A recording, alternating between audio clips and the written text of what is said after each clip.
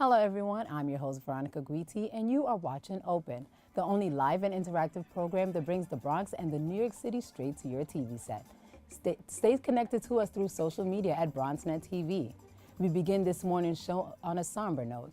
Following news of yesterday's fatal shooting in a Texas church, leaving at least 26 dead and over 20 injured, police have identified the gunman as 26-year-old Devin Patrick Kelly, who was found dead in a vehicle a few miles from where the attack took place.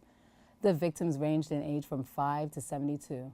On behalf of the BronxNet team, our thoughts and prayers go out to all the victims and their loved ones.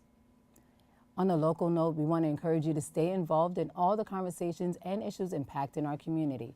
Tomorrow, November 7th, New York City elections are taking place. You have the opportunity to head out to the polls to make your voices heard by voting for your representatives in City Council, Comptroller, Public Advocate, and Mayor. Additionally, on the ballot, all of New York will be voting on whether or not a constitutional convention should be held. Manhattan College held an event showcasing both sides to this debate. Arlene Makoko has the story.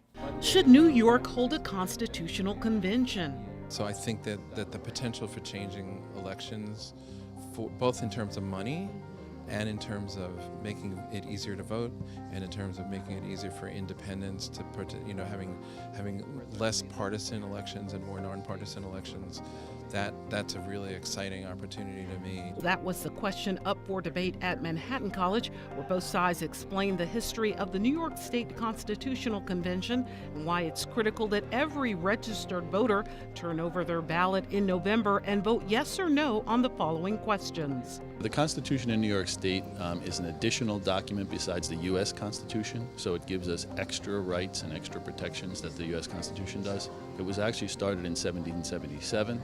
And it's been changed by Constitutional Convention 4 times up until 1894. And then after that, we have the basic Constitution that we have today.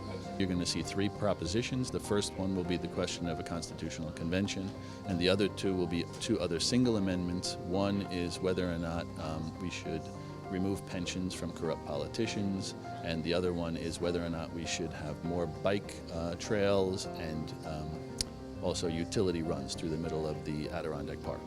While Legislative Coordinator for Communications Workers of America Local 1180, John O'Malley, is not in favor. There are some provisions that are in the Constitution which are protective in nature. For an example, pensions for public employees in New York State, the civil service rules, the very rules that make sure that people get assigned jobs in the civil service by competition, not by political patronage.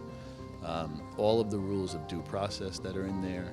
There's also workman's compensation. There's also unemployment. So if you're a labor person, certainly a public sector labor person, those are protections that you really don't want to risk. We have a provision called Forever Wild in Catskill Park, which is basically says that none of that land can ever be sold off to a developer to make profit on it. It has to be forever wild, and that was really forward thinking at the time that it was put in 1894. We also have something called the Blaine Amendment, which says that no New York State taxpayer money can be used for private schools.